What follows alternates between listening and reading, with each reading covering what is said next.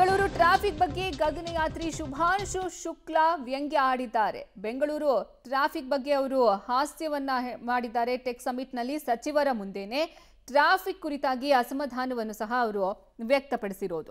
ಮಾರತ್ಹಳ್ಳಿಯಿಂದ ಈ ಸ್ಥಳಕ್ಕೆ ಬರೋದಕ್ಕೆ ನಾನು ಬಹಳ ಹರಸಾಹಸವನ್ನ ಪಟ್ಟಿದ್ದೀನಿ ಅನ್ನುವಂಥ ಮಾತನ್ನು ಹೇಳಿದ್ದಾರೆ ಅವರು.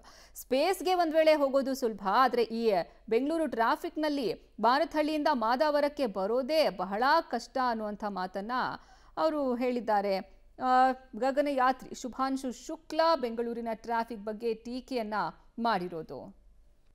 ನಟಿ ರನ್ಯಾ ರಾವ್ ಗೋಲ್ಡ್ ಸ್ಮಗ್ಲಿಂಗ್ ಪ್ರಕರಣಕ್ಕೆ ಸಂಬಂಧಪಟ್ಟಂತೆ ದೋಷಾರೋಪ ಪಟ್ಟಿಯನ್ನ ಸಲ್ಲಿಕೆ ಮಾಡಲಾಗಿದೆ. ಕಳೆದ 6 ತಿಂಗಳಿನಿಂದ ತನಿಖೆ ನಡೆಸ್ತಾ ಇದ್ದಂತಹ ಈಗ ದೋಷಾರೋಪ ಪಟ್ಟಿಯನ್ನ ಸಲ್ಲಿಕೆ ಮಾಡಿದ್ದಾರೆ. 123 ಕೋಟಿ ಅಕ್ರಮವಾಗಿ ಚಿನ್ನ ಸಾಗಾಟ ಮಾಡಿರೋದು ಪ್ರಕರಣದ ತನಿಖೆ ವೇಳೆ ಬೆಳಕಿಗೆ ಬಂದಿದೆ.